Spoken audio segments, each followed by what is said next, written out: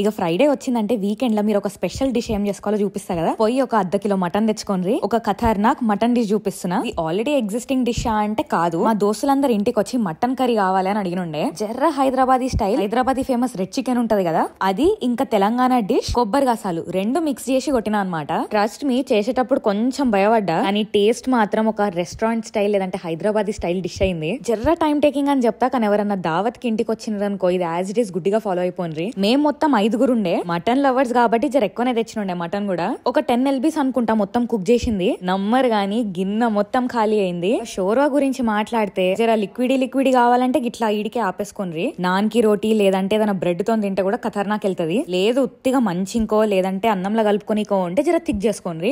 ఎట్లా చేసుకున్న లా జవాబ్ వెళ్తది. ప్రౌడ్ గా ఈ డిష్ ని మాత్రం నా క్రియేషన్స్ లో రాసేసుకుంటా, మళ్ళా బరాబర్ వేసుకుంటా. నన్ను నమ్మి ఒక్కసారి మీరు కూడా ట్రై చేయండి. ఈ నుంచి కూడా జర తారీఫ్లు వినాలని ఉంది నాకు. బేషక్ నచ్చుతుంది, అదైతే పక్కా చెప్తా. రెసిపీ స్క్రీన్ మీద ఉంది, సమజ్ అవుతుంది కదా. సరే మరి ఉంటాం అలా.